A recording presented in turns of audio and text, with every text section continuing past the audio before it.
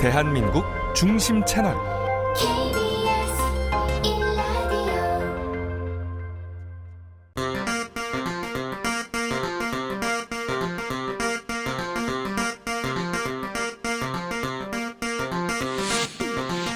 주진우 라이브 스페셜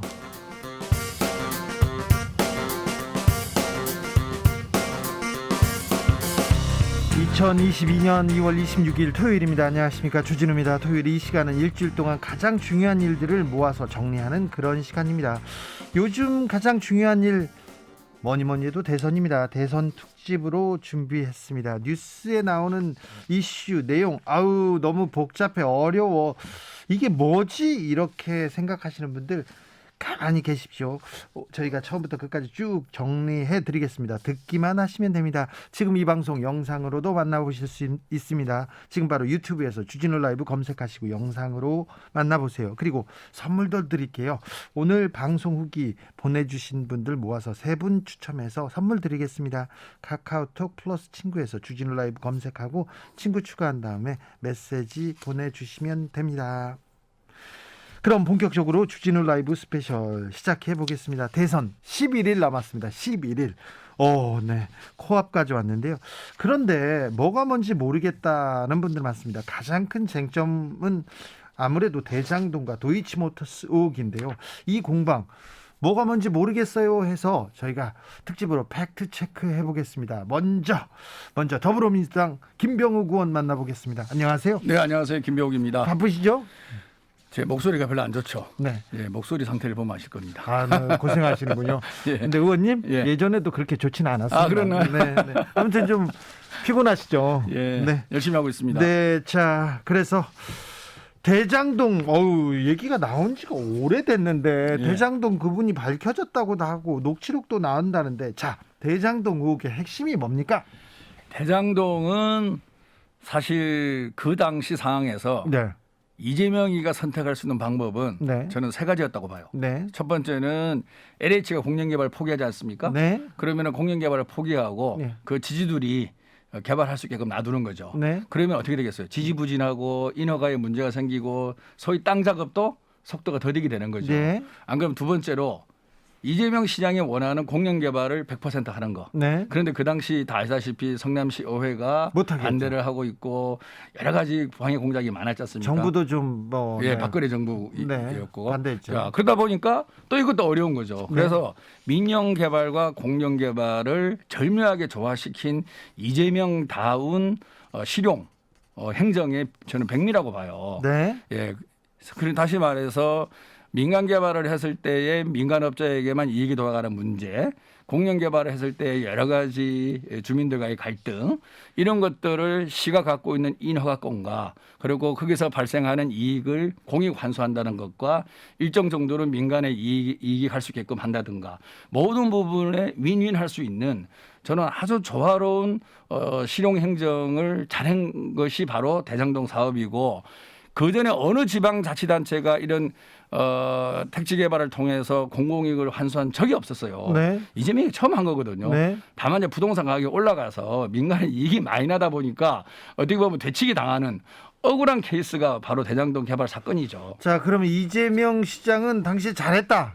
행정을 잘했다. 저는 솔로몬의 지혜를 발휘한 정말 실용 행정의 백미다 생각하고 있습니다. 그런데 국민의힘에서는 계속 4천억 원짜리 사기 사건이다 얘기하지 않습니까? 그거는 정말 이 부동산 개발 사업 과정을 아시는 분들은 아마 웃을 거예요. 네. 그 자본금은 대부분은 페이퍼 컴퍼니거든요. 네. 보통 그 부동산 개발에 있어서 제일 중요한 것은 부동산 개발이라는 게 하이 리스크 하이 리턴 사업입니다. 네. 초기 땅 작업이라든지 사무실 유주 운영비라든지 인허가 관련된 비용이라든지 이런 초기 비용을 누가 되느냐라는 게 중요하거든요. 왜냐? 네. 사업이 안 되면 초기 비용이 다 날아가는 거죠. 네. 그래서 뭐 3억 5천을 넣어갖고 1조를 벌었다. 이건 정말 거짓말이고요. 그래요? 초기 투자 비용만 해도 1,000억이 넘습니다. 네. 소위 말해 SK 쪽에서 돈을 갖고 온 게 네. 상당액이 되고요. 다른 쪽하고 합치면 1,000억이 되고요. 그리고 이제 중간에 한 1년 반 있다가 PF를 하지 않습니까? 네. PF 돈이 한 6천억 될 거예요. 네. 이런 모든 돈이 투자로 들어가서 예. 이렇게 이익이 난 것이지 페이퍼 컴퍼니의 단순 자본금을 갖고 뭐 몇 배다 몇십만 배다 얘기하는 것은 부동산 개발하시는 사람들은 다 웃고 정말 이건 말도 안 된다 이런 얘기를 하고 있죠. 네. 대장동 사건이 터졌을 때 예. 처음에 화천대유는 누구 겁니까? 국민의힘이 외쳤어요. 예. 화천대유는 누구 겁니까? 윤석열과 가까운 사람들의 것이라고 생각하고 있습니다. 아, 그렇습니까? 그 이후에 대장동 관련돼서 여러 의혹이 있는데 네. 그런데 대장동 땅을 처음에 살 때 부산저축은행 돈으로 샀지 않습니까? 예. 그런데 진짜 그 주범이 그 대출을 알선한 주범이 담당 검사 윤석열 검사한테 가서 커피만 먹고 나왔습니까? 그렇게 지금 그 녹취록에 돼 있고요. 사실 그 얘기는 이 녹취록이 나오기 전부터도 상당히 시중에 나돌았던 얘기입니다. 다시 그래요? 말해서 그 당시에 그 이제 조우형이라는 사람이죠. 네. 소위 말해서 대장동 대출의 브로커 역할을 네, 했던 부산저축은행 그리고 그 브로커였죠. 대가로 10억 원의 네. 또 수수료를 받는 거죠. 네. 그리고 나중에는 그거로 이제 구속이 되는데 그런 조우형의 담당 변호사가 누군지 아십니까? 네. 박영수입니다. 네, 박영수 특검. 예, 박영수 특검이고 이 조우형에게 박영수를 소개시켜 준 사람이 김만배예요. 네. 예, 김만배고 당시 담당 검사가 윤석열이고요. 네, 네. 정말 이거는 우연의 일치치고는 상당히 이거는 있을 수 없는 확률이거든요. 그 우연의 관계가 계속 이어져 오고 있는 거죠. 그래서 누나 집. 천화동인 그쵸. 결국은 이제 누나집까지 오는데요. 천화동인 제 6호 네. 조현성 변호사의 네. 실질적인 소유주는 조우형이다라고 지금 나오고 있지 않습니까? 아, 예. 그래서 조현성 변호사의 법인과 조우형의 법인이 합병을 해요. 예. 합병을 해서 결국에는 이제 형식은 조현성 변호사라고 되어 있지만 실질 주인은 조우형일 거라고 지금 기록에 나와 있고 그리고 이제 뭐 빅미는 그거죠. 김만배 아버지의 집을 네. 김만배 누나가 사준 거 아니겠습니까? 저 윤석열 후보의 아버지 집을요. 예, 10년간 일어나는 우연과 우연이 연속되면 그건 필연 아니겠어요? 알겠습니다. 예. 대장동 녹취록에 등장하는 그분은 이재명 후보다 계속해서 국민의힘과 윤석열 후보 측에서 주장했는데 그분은 누굽니까? 그분은 윤석열과 가까운 사람이든지 법조 게이트를 일으킨 네. 아마 특수부의 선배분들 아니겠느냐라고 네. 추측하고 있습니다. 55 클럽의 주인공들도 그분들이고요. 가능성이 있죠. 네. 예. 그런데요. 근데 의원님은 어떻게 대장동 문제를 이렇게 잘 아세요? 제가 지역구가 분당입니다. 아, 분당에서. 예. 분당에서 그럼 이 개발 사업을 보셨겠네요. 저는 못 봤습니다. 그래요? 얘기만 간접적으로 들었고 예. 그 당시에 대장동이 생각보다 인기가 없었어요. 아, 그래요? 예. 그러니까 자꾸 그 국민의힘에서는 뭔가 이게 부동산이라든지 경제 전반에서 지식이 없다 보니까 자꾸 똥볼을 차는데요. 당연히 농가 밭으로 돼 있는 게 아파트를 지을 수 있는 네. 택지로 바뀌면 땅값은 뛰는 거죠. 네네. 그거를 부인하는 사람은 아무도 없어요. 예. 당연히 거기서 이익이 난다라고 생각하니까 이재명 당시 시장도 야 이게 이익이 나는데 이걸 왜 민간 개발업자에게 다 주냐. 네. 일정 부분은 우리 성남시가 환수를 하면 좋겠다. 네. 그런데 나중에 사후정산으로 하려니까 서로 뭐 이익금 줄이려고 비용 늘리고 뭐 이렇게 다툼이 있으니 네. 사전 확정 배당 방식으로 하자. 네. 그래서 그 결론이 5,500억이라는 거 아니겠습니까? 알겠습니다. 예, 그런 과정을 거쳐서 정말로 성남 시민에게 택지 개발로 해서 일어나는 이익을 돌려주려고 노력했던 그 결과가 바로 대장동 개발 사업이죠. 알겠습니다. 똥볼은 동볼로 이렇게 좀 순화하겠습니다. 근데 왜 추가 이익 환수 조항은 빠졌을까요? 저는 그거는 시장의 논리라고 봐요. 시장에. 네, 다시 말해서 이재명 시장이 5,500억의 확정 이익을 보장해라 된 거 아니겠습니까? 네. 그리고 나중에 부분에 대해서는 민간이 여러분들이 열심히 일해서 벌어가시오. 이게 이제 그 협약문의 기본 취지인데 네. 거기다가 또 일정 정도 이익이 나면 또 얼마를 초과 환수하겠다 그러면은 네. 시장의 논리, 자본주의 논리하고는 안 맞는 거죠. 이재명 시장이 화천대유가 더 많은 수익을 얻게 하기 위해서 이걸 뺐다 이렇게 주장하는데 그거는 주장과 억측에 불과하다고 생각합니다. 아직은 전혀 근거가 없는 거고요. 예. 아까 말씀드린 대로 사후 정산을 하는 거와 사전에 확정적으로 이익을 확정 짓는 거하고는 네. 논리 전개가 다른 거죠. 네. 다시 말해 사전에 확정을 지으면 사후로는 민간의 이익이 나게끔 놔두는 게 맞는 거고 네. 그렇지 않으면 사후 배당식으로 갔을 때는 그런 다양한 조건이 붙을 수 있겠죠. 네. 예. 김만배 씨는 너무 많은 거짓말을 하고 있는 것 같아서 김만배 씨가 진실을 위해서 조금 더 좀 그 입장을 내놔야 될 것 같습니다. 그리고 유동규 씨는 크게 잘못했어요. 저는 그 관리 책임은 뭐 이재명 후보도 사과를 했지만 저는 국민들께 그 부분은 정말 죄송하다는 생각을 하고 네. 어찌됐든 그런 유동규의 그런 일탈 행위 네. 그리고 공직자로서 해서는 안 될 행위로 인해서 여러 가지 억측과 추측을 국민의힘에서 만들어내는 거 아니겠습니까?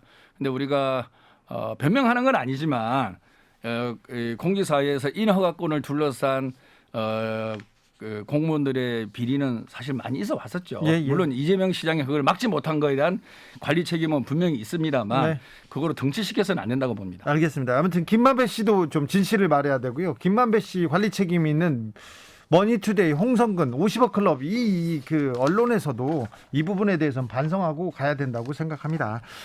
사건의 실체를 위해서 진실을 말하는 거는 물론 반드시 필요하고요. 아무튼 특검은 왜 안 됩니까? 진실을 밝혀야 되는데 왜 당연히 특검을 검찰 해야죠. 수사가 잘 안 됩니까? 예. 특검은 정말 저는 이번에 검찰 특히 도이치모터스 관련돼도 마찬가지지만 검찰 공소장을 보면 많은 것들이 드러나 있지 않습니까? 네.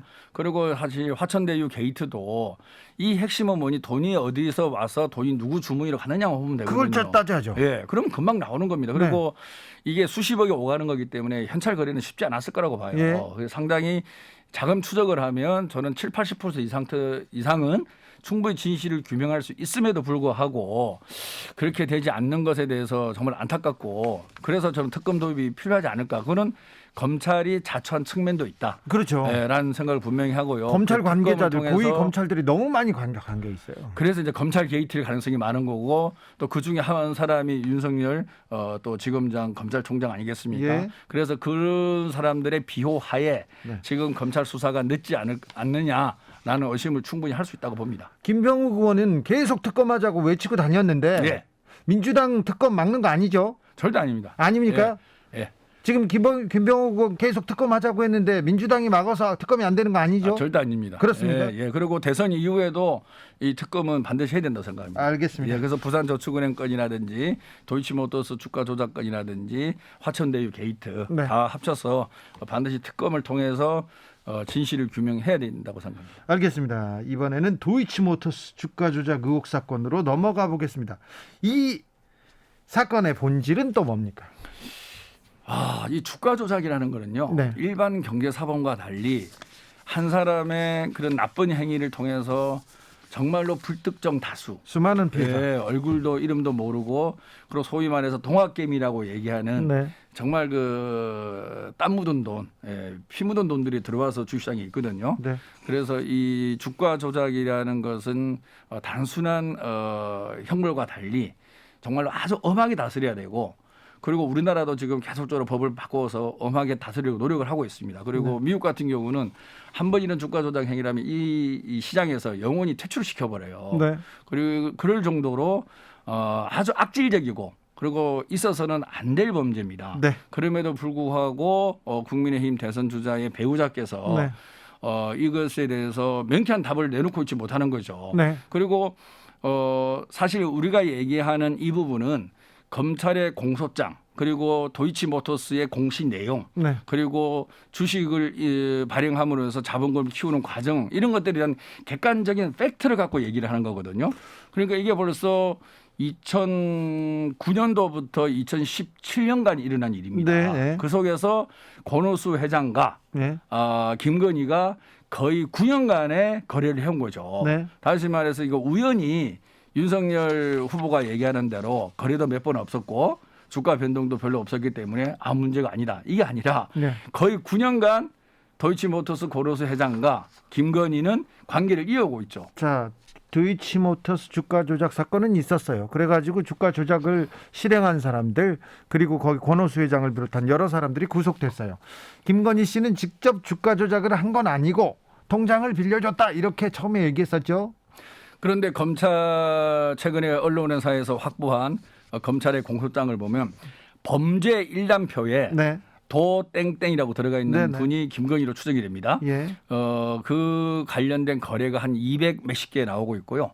그리고 또 장모인 또 최은순으로 추정되는 사람과 또 통정 거래한 내용도 나오고 있습니다. 지금 검찰이 범죄 일람표에 상세하게 김건희와 이런 거래 내역을 적시했다라는 것은 저는 공범으로 봤기 때문에 범죄 일람표 이렇게 적시하지 않았을까라고 생각하고 있습니다. 국민의힘에서 그거 공소장 오류다. 검찰이 잘못했다 이렇게 얘기하던데요. 아, 근데 검찰총장 출신이 그런 얘기 해도 되나요? 네. 예, 그건 정말 좀- 답답하고요. 그러면 계좌 내역을 까면 되죠. 네. 예, 그러니까 정말 그는 검찰총장 출신이 검찰의 공소장이 오류라고 얘기한다는 게 정말 있을 수 없는 현실이고 그리고 그 몇 년 전에 자기가 몸담았던 조직의 후배들에게 네. 정말 명예적으로나 그다음에 일 처리 능력이나 너무 무시하는 거 아니겠습니까? 네네. 저는 있을 수 없다고 보고요. 그렇게 본인이 정말로 검찰의 공소장 변경까지 요구할 정도로 자신감이 있다 그러면 거래 내역 전체를 지금 공개를 하면 되는데 공개 안 하고 전혀 있죠. 안 하고 있고 아주 일부 기간만 딱 해서 마치 국민들의 눈을 속이려는 그런 지금 홍보 전략만 추구하고 있는 거죠. 윤석열 후보가 이거 아는 사람한테 계좌 빌려줬고 2010년 5월 이후에는 주식 거래 안 했다. 손해만 보고 나왔다. 이렇게 얘기했다가 거짓말로 들로 떠났죠. 네네 말을 바꿨습니다. 네. 손해만 본 건 아니고 번 것도 있다. 그리고 그 이후에도 거래를 했다. 이렇게 얘기를 해서 말을 일단 바꿨는데 예. 이게 큰 의미가 있습니까? 저는 거래를 하고 안 하고는 자유죠. 네. 문제는 어떤 거래를 했느냐가 중요한 거죠. 네. 그래서 거래를 했다라는 걸 인정했지 않습니까? 예. 그런데 검찰 공소장을 보면 가장매매, 통정매매 또 종가 전에 가격을 이렇게 변동시키는 그런 그 거래 네. 이런 것들을 많이 해요. 네네. 그래 다시 말해서 사전에 누구랑 공모를 하든지 안 그러면 본인이 주가를 조작할 목적으로 이런 어떤 인위적으로 자본시장법에서 용납되지 아니하는 불공정 거래 행위를 동원해서 네. 거래를 한 것들이 범죄 일람표에 아주 자세히 나와 있습니다. 네. 다시 말해서 거래를 하고 안 하고 중요한 게 아니에요. 네. 처음에는 거래 안 했다라는 거짓말도 정말 잘못된 건데 그다음에 두 번째는 거래를 했는데 이거는 시장에서 용납해서는 안 될 것으로 추정되는 거래를 그것도 한두 번이 아니라 수백 회 이상을 이제 저질러 왔다는 거죠. 그것들이 범죄 일람표에 그대로 적시가 돼 있다고 말씀드리고 싶고 네. 언론에 이미 다 보도가 된 거죠. 그럼에도 불구하고 이것을 검찰의 탓으로 돌린다는 것은 저는 정말 이 법조계 주변이나 자본시장 주변에 있는 사람들은 웃을 일이라고 생각합니다. 2013년에 이미 조사해가지고 내사에서 사실 무근임이 밝혀졌다. 다 끝난 사건인데 또 정치적으로 이용한다 이렇게 얘기하는데. 그 2013년에 이제 경찰의 내사 보고서가 있지 않습니까? 네. 거기에도 보면 이제 김건희가 자금을 댄 네. 전주로 이제 표현되고 있는데요. 원래 이 주가 조작에 있어서는 대주주가 협조를 해야 돼요. 첫 번째. 네. 두 번째는 이런 그 공모를 할 수 있는 선수가 있어요. 선수가 있어야죠. 그리고 이제 세 번째가 돈이죠. 네. 선수들이 돈을 갖고 있든지 안 그러면 누구의 돈을 끌고 오든지. 의원님 뭐 주가 조작 해보신 것처럼 잘하시네요. 제가 자본시장은 좀 압니다. 네네네. 예. 그런데요.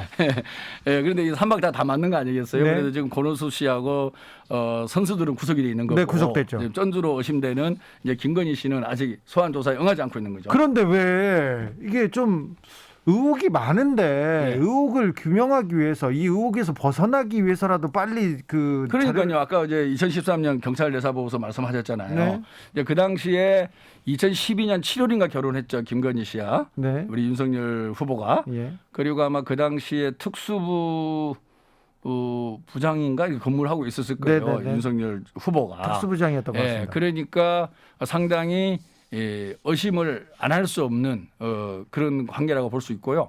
또 2년 전에 이제 최강욱 어머니 고발을 했지 않습니까? 네. 그럼에도 불구하고 왜 검찰은 수사를 안 합니까? 수사를 한 거죠. 한 했어요? 건데 윤석열 배우자인 김건희 씨가 협조를 안 하고 있는 건데 소환 조사에 응하지 않고 있다는 거 아니겠어요? 예, 소환 조사에 응하지 않으면 소환에 응하게끔 검찰에서 좀 더 강력한 그런 방법을 강구해야 되는데 너무 눈치를 많이 보고 있는 거 아닌가 이렇게 의심이 가는 상태죠. 이것도 대선 후에 특검 가야 됩니까? 도이치모터스. 당연히 가야 돼요. 그렇습니까? 예, 대장동하고 도이치모터스 주가 조작 의혹 사건은 부산저축은행 사건. 네. 다 예. 특검 갑니까? 이게 우리나라의 건전한 경제 활동이라든지 그다음에 주식 시장의 발전 그러면 사실은 이게 증권 시장이라는 게 국부랑 관련돼 있는 거 아니겠습니까? 네. 우리가 코리아 디스카운트라는 오명을 쓰는 여러 가지 이유가 있는데 네. 기업의 지배 구조가 안 좋다, 배당을 작게 준다, 뭐 등등인데 그 중에 하나가 바로 우리 시장에서 이런 불공정 거래 행위로 인한 소수가 이득을 본다. 그러면서 다수의 동학개미들이 시장에 들어와서 이용만 당한다. 이런 불신들이 많은 거 아니겠습니까? 예. 그래서 이런 불신이 없고, 야 우리 정말 대한민국 시장은 페어하게 투명하게 제대로 거래되는 시장이구나 이런 모습을 만들어 가야만이 코리아 디스카운트도 해소가 되고 네. 주가도 오름으로 인해서 우리나라 국부가 창출되는 거죠. 네, 공정해야죠. 네. 공정한 룰대로 해야죠. 말씀 잘 들었습니다. 일단 대장동 사건과 도이치모터스 주가 조작 사건 쭉 정리해봤습니다. 민주당의 김병욱 의원이었습니다. 감사합니다. 네, 감사합니다. 이번에는 윤기찬 국민의힘 선대본부 대변인에게 물어보겠습니다. 대변인님 안녕하세요. 안녕하세요. 네, 바쁘시죠? 네, 바쁘게 생활하고 있습니다. 이제 며칠 안 남았는데 선대위 분위기는 어떻습니까? 파이팅 하고 있죠. 네, 네. 화이팅은 계속 하셨잖아요. 그러니까 분위기라는 게 사실 저희가 이게 방송하면서도 댓글을 안 보는 것과 같습니다. 그래요? 네. 요즘 안 봅니까? 그러니까 댓글에 소위 말하면 지지율에 크게 유념하지 않고 네. 그냥 열심히만 하고 있습니다. 뭐 지지율이 좀 좁혀지고 있어가지고 지금 그 얘기가 나온 거는 아닌가요? 네, 뭐 지지율이라는 게 이제 들쭉날쭉하는 거고요. 네, 알겠습니다. 네. 자, 대장동 의혹에 대해서 물어보겠습니다. 대장동 의혹의 핵심은 뭡니까? 그러니까 저희는 네. 이 대장동 의혹이라는 게 일단 개발 부정부패의 일종이다 이렇게 생각을 한 거예요. 네. 의도적이든 아니면 실수든지 간에.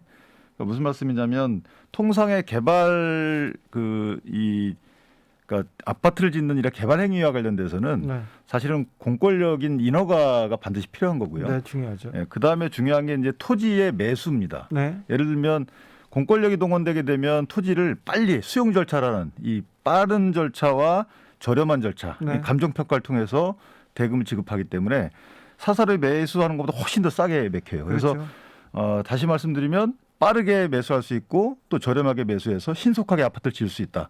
이런 장점이 있는 공권력 행사예요. 네, 그런데 이것이 만약에 공적인 이익이나 기타 어떤 그 공공기관의 이익이 아닌 사사로운 이익을 위해서 행사됐다면 그럼 심각한 문제잖아요. 네. 거기서 이제 문제가 출발이 된 거예요. 이거 공공개발을 하고 싶었는데 하고 싶었는데 국민의힘 전신에서 막았다. 그래서 민간하고 공공개발을 이렇게 섞어서 개발을 했는데 거기서 우리는 1조 원대 돈을 환수하지 않았느냐 이렇게 말합니다. 이재명 후보 측은. 근데 저희는 좀 다르게 봐요. 네. 왜냐하면 처음에 이 후보가 이게 이제 대장동이 개발 형식이 왔다 갔다 한 건 맞아요. 그 네. 말씀 맞는데 원래 이 후보께서도 2009년도에 그러니까 10년도에 시장이 처음 되셨는데 네. 2009년도에는 민영 개발을 한다고 말씀을 하셨어요. 네. 주민들께. 네. 그러다가 어쨌든 다시 이제 형식이 바뀌어서 민관 합동이 얘기가 나올 때 공공 개발을 또 시의회에서 주장하신 분들도 많아요. 예. 그러니까 이게 의회에 어떤 당이 반대했다 이렇게 단정적으로 말씀드리는 상황은 아니었어요. 네. 그러나 어쨌든 자 공공 개발 그러니까 민영 개발을 하지 않은 이유가 뭐냐면 뭐 민간 사업자들이 폭리를 취하기 위한 민간 사업자들의 그 폭리를 막기 위해서 그런다 이렇게 말씀하셨단 말이에요. 네. 그래서 공공 개발을 해야 된다라고 하셨어요. 근데 공공 개발이 어쨌든 현실적인 이유 때문에 개발이 안 돼. 그래서 민관 그러니까 반민 반관 개발 형태, 민간 공동 개발 형태를 취했다고 하면 그럼 거기서 유념해야 될 것은 민간 개발을 내가 막았던 그 이유를 찾아야 될 거 아니에요. 네. 그러니까 민간 개발을 막았던 이유는 민간업자들이 폭리를 취하는 거기 때문에 네. 개발 이익을 환수하려고 막은 거 아니겠어요? 예. 그러면 반민반관의 개발 행위를 할 때는 거기에 유념하셨어야죠. 해야죠. 거기서 나온 게 초과 이익 환수 조항인데 네. 이것을 그럼 유념하게 보시고 이것을 시장께서 이거 꼭 넣어야 되겠다 이렇게 말씀하셔야지 정상적인 거 아니겠어요? 아. 그런데 국감 때 시장께서 하신 말씀이 뭐냐면 이 후보께서 하신 말씀이 그 당시에 초과이익 환수조항 직원의 건의를 안 받아들인 것이다. 주어에 대해서는 다툼이 있지만 네. 이렇게 말씀하셨단 말이에요. 그렇다면 어쨌든 관리 감독권자라는 최소한의 지위를 살리셨다면 그랬으면 초과이익 환수조항이 들어가게끔 열심히 하셨어야 되는 게 아닌가 예. 이런 아쉬움이 있는 거예요. 처음에 대장동 사건 나왔을 때 화천대유는 누구 겁니까 하면서 이거 이재명 거 아닙니까 이렇게 했는데 이재명 후보는 아닌 것 같습니다. 이제 그게 여러 분 이름이 나오는데 네. 이제 화천대유 누구 거냐라는 것은 어떻게 보면 상징적인 의미고 처음에 말이 나왔던 게 녹취록에 이제 천화동인 1호가 나옵니다. 그렇죠. 예, 그래서 이제 김만배 씨가 천화동인 1호는 그 절반은 네, 그분 내게 거다. 아닌 게 알지 않느냐 그분 거다. 네. 근데 절반이라 하면 1,500억 정도 돼요. 이게 1,000억 정도의 배당 이익이니까. 아이고 예.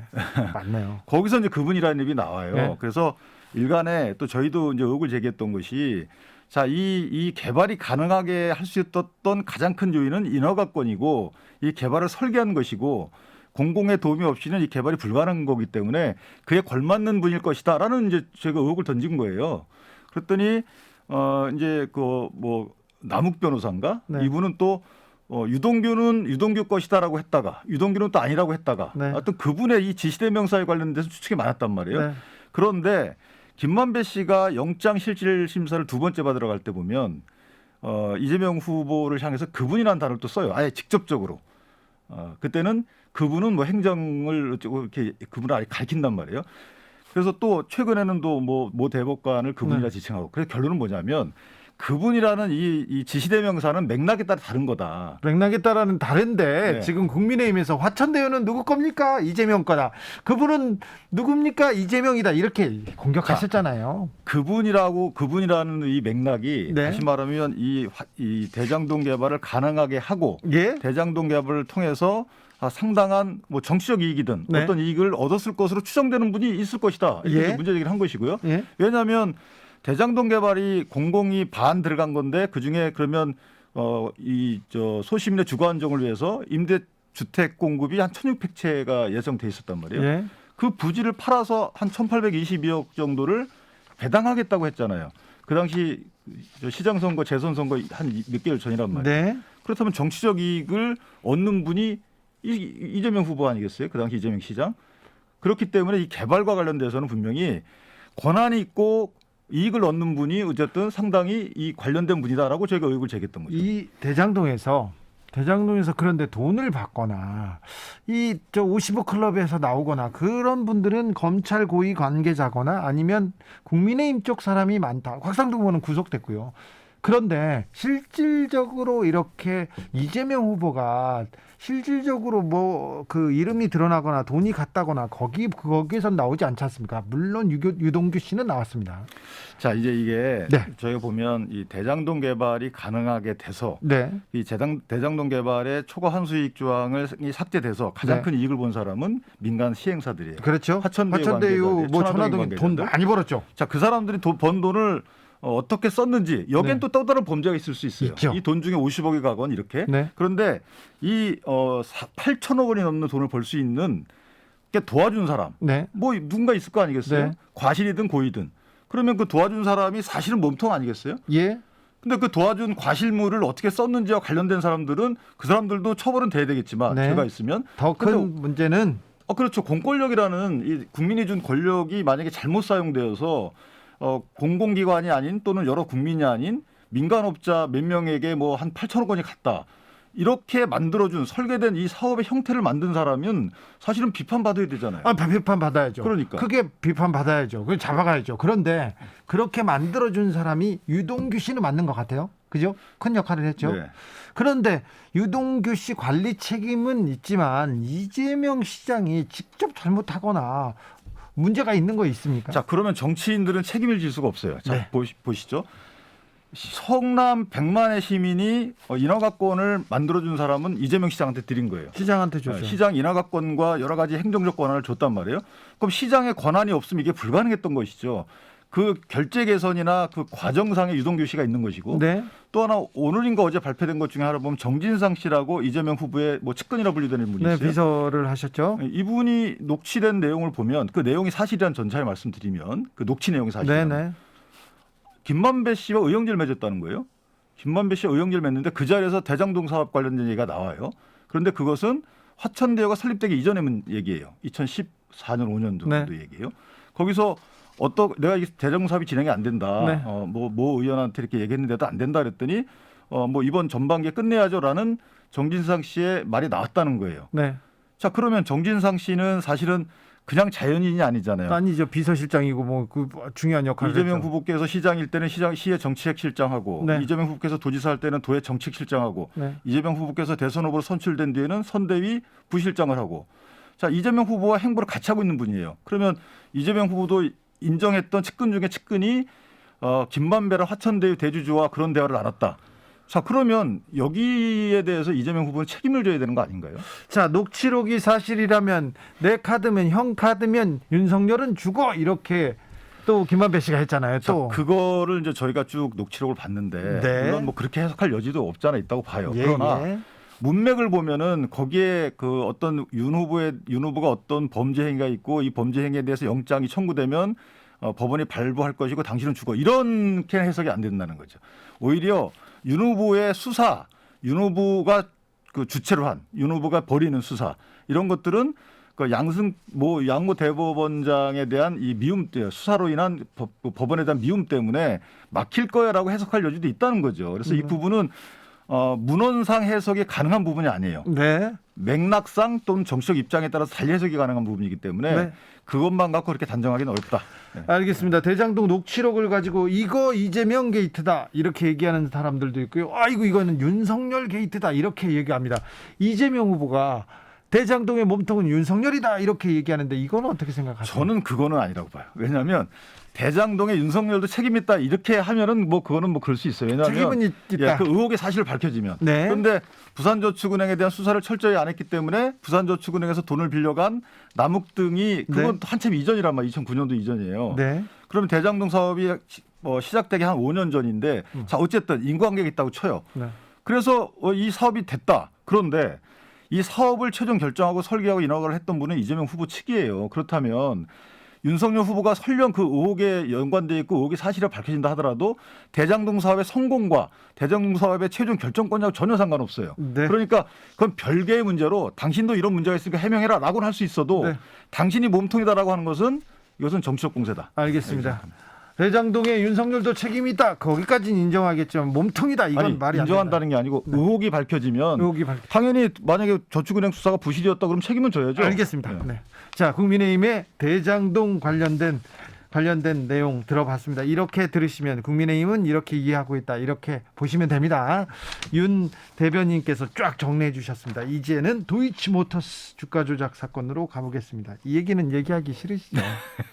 아니 뭐 싫지는 않아요. 아는 법인에서 많이 알지를 못해가지고. 그렇지. 김건희 씨가 네. 도이치모터스의 이사였다는 것이 또 드러났네요. 그건 제가 지식이 없어요. 아, 그건 몰라요? 예, 예, 예. 이사였답니다.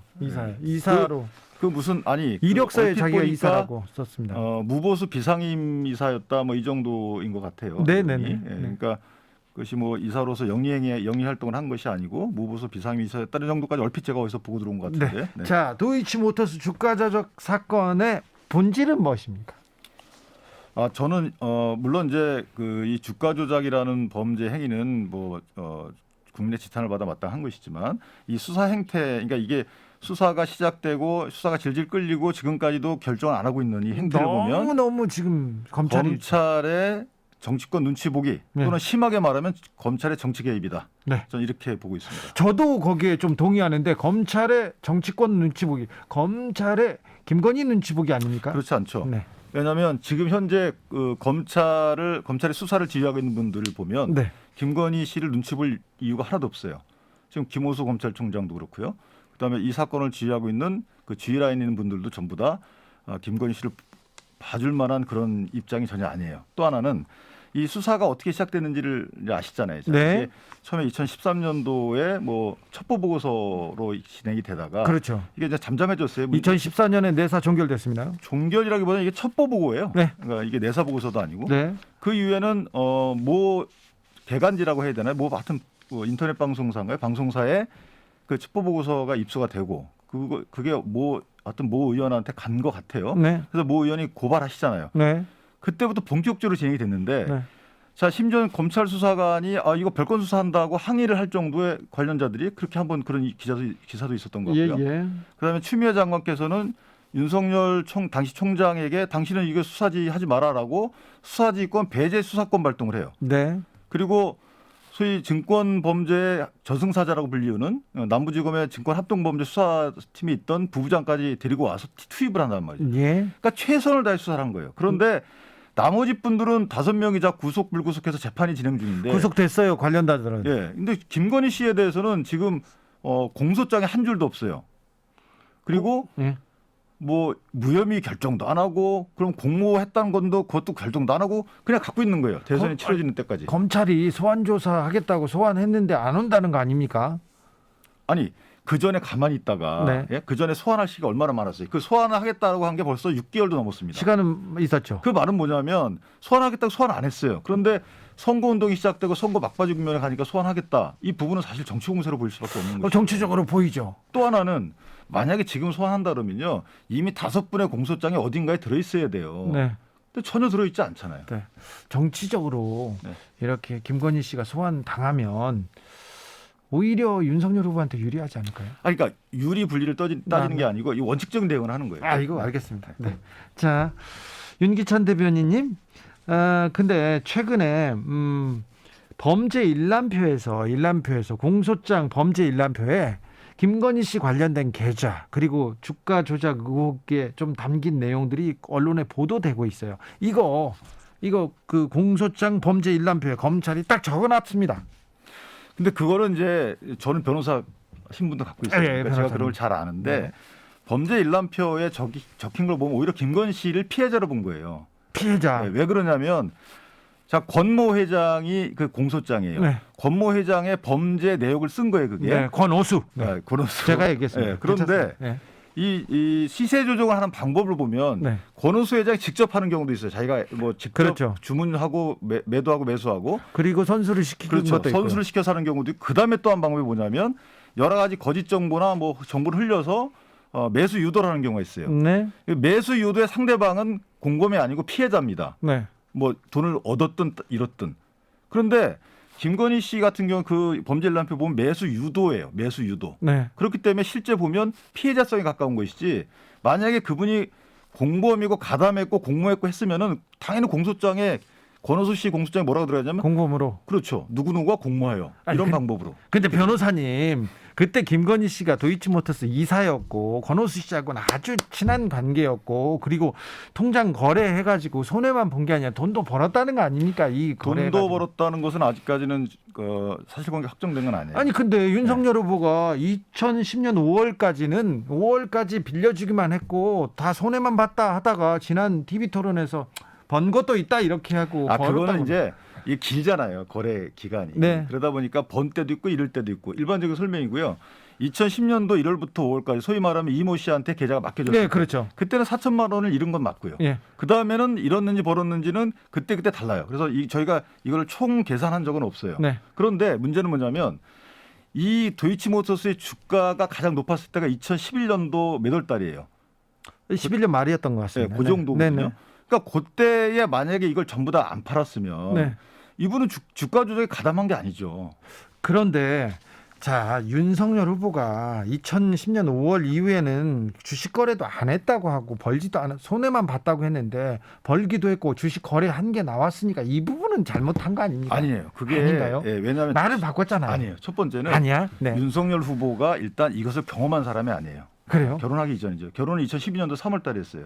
그러니까 결혼하기 이전에 본인이 모르던 상황을 그 이후에 김건희 씨한테 듣거나 네. 또는 뭐 여러 가지 뭐 이렇게 봤겠죠. 이렇게 네. 해서 본인이 경험하지 않은 사실을 알고 나서 하는 얘기예요. 네. 그러면 처음에 최강욱 의원께서 고발한 내용이 2010년도 1월부터 5월까지 누구한테 맡겨서 한 그 계좌 내역이 주가 조작이었다는 예. 거예요. 거기에 관련된 얘기를 한 거예요. 처음에는. 네. 그러다 보니까 그때는 4천만 원 이런 게 맞아요.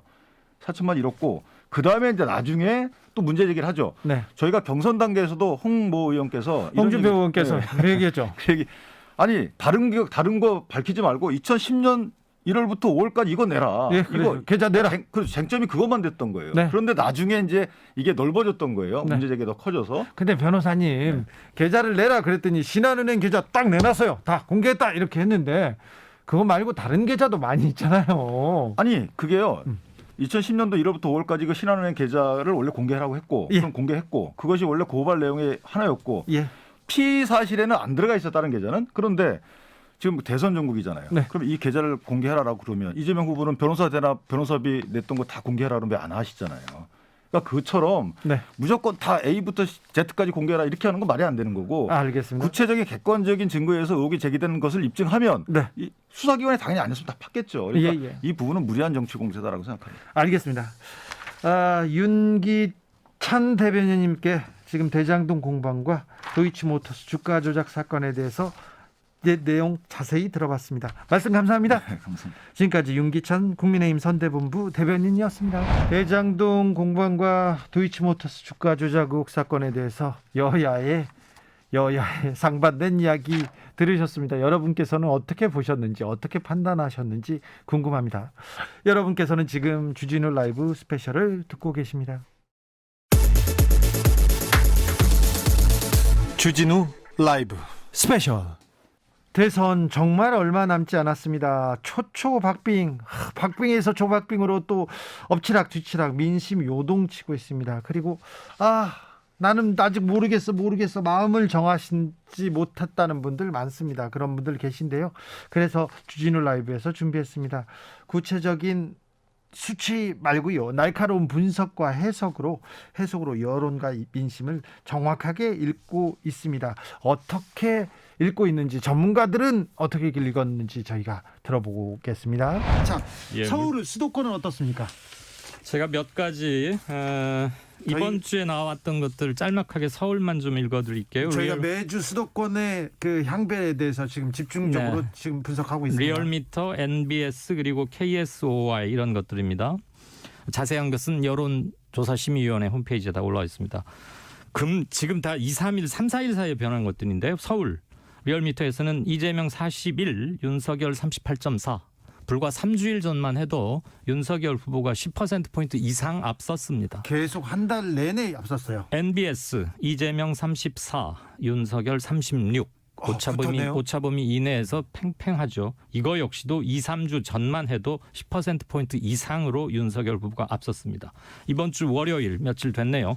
네, 발표된 저희 KSOI에서는 오히려 이재명 45, 윤석열 36.5 이렇게 나왔습니다. 잠시만요. 다시 한번요. 이재명 45, 예. 윤석열 36.5. 지난주까지만 해도 전혀 반대였죠. 10% 정도를 윤석열 후보가 앞섰어요. 네. 서울에서. 저는 지금 제가 불러드린 이 숫자들이 아직은 제비 한 마리 수준이라고는 생각은 하고 있습니다. 이건 뭐죠? 제비는? 제비 한 마리 가지고 우리가 봄이라고 말하진 않잖아요. 이거 깻잎에서 지금 제비로 넘어왔습니다. 그런데 한 3, 4일 더 봐야, 왜냐하면 4, 5일 정도 사이에 앞으로 두세 군데에서 더 나올 건데 갤럽 이런 데서. 그런데 문제는 앞으로 대선 투표일까지 13일밖에 안 남았다는 거예요. 자, 앞으로 일주일 전부터는 그리고 여론조사 공표가 금지되고요. 그리고 또 하나 마지막으로 지금 지지 후보를 정하지 않은 이른바 유보층이 리얼미터나 리얼미터하고 MBS 거 보면 약 17, 8%에서 한 주 사이에 11, 2%로 상당히 줄었습니다. 네. 근데 그 줄어든 6 내지 7%포인트가 이번에 지지율 변화에 어느 정도 반영이 됐어요. 네. 그래서 이제는 사람들이 마음을 정하기 시작했다. 그리고 중도층과 서울에서 꽤 의미 있는 변화의 단초가 보이기 시작한다. 이것이 변화의 단초가 아니라 일시적인 변화가 아니라 잠시의 추세로 갈 것인가. 근데 여기서 잠시의 추세는 바로 투표일로 연장됩니다. 네. 13일밖에 안 남았기 때문에. 네. 그래서 매우 중대한 분수령에 와 있는 게 아닌가. 그리고 그 분수령의 물을 이쪽 저쪽으로 보내는 키워드는 역시 단일화 논의가 아닐까 생각합니다. 근데 이게 그 지역뿐만이 아닌 거죠. 왜냐하면은 지금 또 중요한 지역은 호남과 영남이거든요. 네. 서울뿐만이 아닙니다. 수도권뿐만이 아닙니다. 저는 이거 이강윤 선생님께서 제비 말씀하셨는데 저는 제비 추리를 이야기하지 않을 수 없는 것이 후보들은 여전히 배고프거든요. 근데 지금 호남의 경우에도 지금 MBS 배 소장님 네. 분당 오리하고 제비 추리는 좀 너무했어요. 네. 진행자 자제해 주시고요. 네, 자, 제가요? MBS 여론조사를 보면 21일부터 23일까지 4개 여론조사기관이 실시한 조사이고요. 자세한 사항은 중앙선거여론조사심의위원회 홈페이지에서 확인 가능합니다. 네. 이 조사에서 이제 후보들 지지도에서 훌륭합니다. 자, 호남에 보면은 그동안 지지율이 잘 안 올라온다는 것이 이재명 후보였잖아요. 근데 네. 70%예요. 직전 그래도. 조사보다 10%포인트 이상 올라갔습니다. 네. 그리고 호남 공들이기를 했다고는 하지만 윤석열 후보가 13%예요. 근데 중요한 건 부산인데 PK는 그래도 보수 후보의 텃밭이라고 그러지 않습니까? 부산, 네. 울산, 경남에서 윤석열 후보가 50%가 안 됩니다. 네. 그리고 이재명 후보는 거의 30%에 육박하거든요. 오히려 그럼 지금 추세는 네. 윤석열 후보의 하락, 지금 이재명의 지금 상승이 맹추격. 보이고 있네요. 끝선은 그렇습니다. 추세 네. 끝선은. 근데 네. 요즘 하도 자주 변하기 때문에 네. 그래서 제가 일단 제비 한 말이라고 한 거고요. 예. 그 MBS에서 또 하나 주목할 게 이준석 대표가 말했던 게 세대 포위론 그거였잖아요. 예.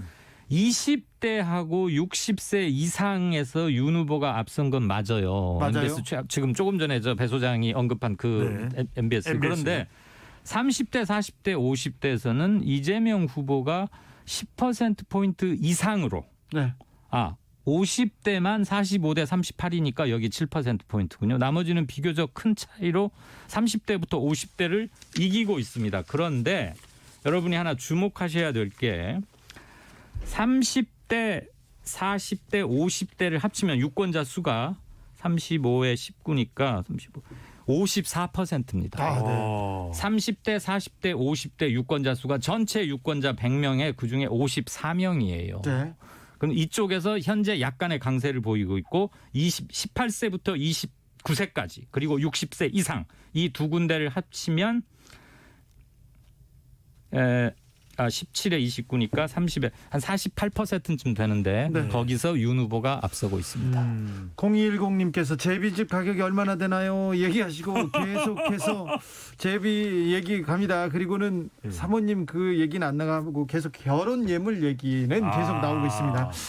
5622님께서 제가 정치 관심도 많고 모든 분들 지지했었는데 진짜 염증이 심해요. 너무 정신이 없어요. 네. 이은우님께서 제 주위에 지지 후보가 없다는 사람들 중에 시간이 가면서 점점 누구는 안 됐으면 좋겠다는 사람이 늘어가고 있는데 여론조사에 반영되는 것 같습니다. 얘기합니다.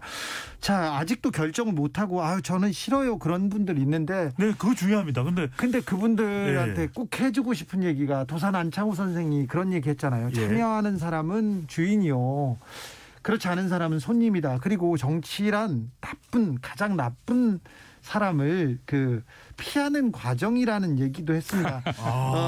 그놈이라고 투표를 포기한다면 제일로 나쁜 놈들이 다 해먹는다. 함석헌 선생이 얘기하셨던 얘기.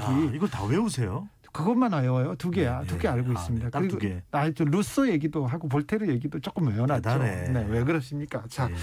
심은정님께서 내일 2차 법정 토론이 있는데요. 네. 이 토론 여론조사에 영향을 줍니까? 당연히 미칠 겁니다. 이번이 워낙 TV 토론이 귀해서 네. 지난 월요일 날 열렸던 것도 그 AC 닐슨인가 시청률 조사 보니까 30%를 살짝 넘겼더라고요. 관심이 뜨겁습니다. 네. 드무니까 그래요. 처음 열렸던 게 39%였는데 네. 세 번째 열렸던 건 30%고 내일은 정치입니다. 네. 그래서 핫 이슈가 많은 데다가 자유토론이나 이런 걸 통해서 지금 불거진 주가 조작 문제, 그다음에 김문기 씨를 알았느냐 문제, 네. 이재명 후보의 부인 문제, 그다음에 단일화를 둘러싸고 도대체 국힘과 안철수 사이에 뭐가 오갔는지 이거에 대해서 토의가 나올 수밖에 없고요. 자, 국힘과 지금 안철수 사이에서 단일화가 어떻게 어그러졌는지, 누가 더 오만했고 누가 실수를 했는지 그 책임 추궁을 할 거고요. 그리고 또 민주당에서 오늘 승부수를 던졌습니다. 새 정부 출범 1년 안에 개헌한다. 4년 대통령 4년 중임제하고 결선 투표제로 간다. 그리고 정치 개혁 하겠다. 이 심상정, 김동연 그리고 안철수 다 들어와라. 이렇게 윤석열 연합을 만들어 보자는 거잖아요. 이 지금. 부분도 영향을 미칠 것 같은데. 저 생각 이렇습니다. 한마디로 묵자면 정치 개혁하자 이거거든요. 정치 교체. 그걸 통해서 정권 교체 심리와 좀 맞서보겠다는 건데 시기적으로 좀 늦은 감은 있습니다. 그러나 오늘 민주당 송 대표가 발표한 것 그 정치개혁의 필요성은 실은 오래전부터 논의되고 일부 공감도 일정 부분 형성이 됐었습니다. 그런데 국회에서 법 개정 실무 작업으로 연결되지 못했던 것이거든요. 네. 그래서 필요성 가지고 논란을 처음부터 뭐 정지 작업할 그럴 사안은 아닌 것 같고 다만 13일 남겨두고 했기 때문에 선거 연합을 하기 위한 밑밥 아니냐 이런 오해는 일정 부분 피해가긴 힘들 것 같습니다만 이것이 설령 큰 흐름으로 이어지진 않는다 해도 필요성을 제기하는 데는 일정 부분 성공할 것이다. 그리고 내일 아마 이 얘기가 틀림없이 입초시에 많이 오를 것입니다. 그리고 이것들이 서울이나 20대 아직 좀 변동 여지가 많은 부분 그리고 최근에 변화를 좀 보이고 있는 그룹들에게 어떻게 작용할지를 보는 게 내일 관전 포인트 중에 하나가 아닐까 싶습니다. 배 소장님. 저도 전적으로 공감하는 것이 이제 내일이 정말 저는 백미입니다. 내일이 왜 백미냐면 다음 주에는 여론조사가 바뀐 바로 사전투표거든요. 네. 그리고 더 이상 여론조사 공표가 안 됩니다. 그렇죠. 그러니까 여론조사 가지고 일주일 전부터는 이제 공표가 안 돼요. 그러니까요. 다음 주 이제 수요일까지만 실시된 조사 결과를 가지고서 이제 우리가 분석을 할 수 있으지 3월 3일부터 조사되는 것은 더 이상 발표할 수가 없는 것이거든요. 조사는 근데 하고 말은 못해요. 우리가. 말은 못합니다. 근데 왜 중요하냐면 이제 올림픽 끝났어요. 내일 시청률 장난 아닐 겁니다. 더군다나 내일 TV 토론이 우리 주진우 라이브 끝나고 난 직후의 시간이기 때문에 더 집중될 거예요. 근데 더 중요한 건 뭐냐면 저는 이게 이제 사전투표에까지도 미칠 수밖에 없는 그런 표심이 만들어지는 TV 토론이기 때문에 그런데 지금 중요한 것은 패러다임이 뒤늦었지만 전환됐다는 게 왜 중요하냐. 이제는 정치 교체냐 정권 교체냐 이 부분이 적어도 저는 30대, 40대, 50대 가정주부층 이들이 지금 제일 중요하거든요. 아직까지 마음을 결정하지 않고 있는데 최근에 보십시오. 물가 오르고 있죠. 유가 오르고 있죠. 러시아가 우크라이나 침공했죠. 애들 학교 등교 자유롭게 하기 쉽지 않죠. 자, 꼬이고 꼬여있는 지금 일상생활 속에서 지도자까지 꼬이면 안 되거든요. 그래서 저는 내일 TV 토론이 미치는 영향은 결정적이다. 알겠어요. 꼬이고 해가지고 꽈배기 얘기할 줄 알고 제가 조금 깜짝 놀랐어요. 송우섭님께서 여론조사 전문가는 전공 과목 어디 나오셔야 합니까? 얘기하는데 아나운서학과는 아닌 것 같습니다. 네네. 리얼미터하고요. KSOI 여론조사 개요. 저희들은 또 KBS는 공정성이 생명이니까 리얼미터가 오마이뉴스 의뢰로 20일부터 23일간 나흘간 전국 18세 이상 유권자 2038명을 대상으로 조사했습니다. 그리고 KSOI는 TBS 의뢰로 지난 18일에서 19일 전국 1,002명을 상대로 조사했는데요. 자세한 내용은 중앙선거 여론조사 심의위원회 홈페이지에서 확인하시면 됩니다. 자, 며칠 안 남았는데 마지막 변수가 아직도 단일화. 네. 만약에 안철수 후보가 이재명 후보의 제안을 덥석 받는다. 이러면 어떻게 될까요? 저는 정치 희화화에 대한 역풍도 좀 있을 거라고 봅니다. 그리고 현재 안철수 후보가 보이는 지지율이 많이 잡아줘야 한 8%쯤 되는데 그중에는 안이가 제휴를 하면 윤에게 갈 표가 있고요. 네. 그다음에 비가 오나 눈이 오나 안에 고정 개인표들이 있어요. 네. 이 사람들은 그냥 무당층으로 하거나 투표를 포기할 수도 있고 이재명에게 과연 올 만한 게 몇 %나 될까요?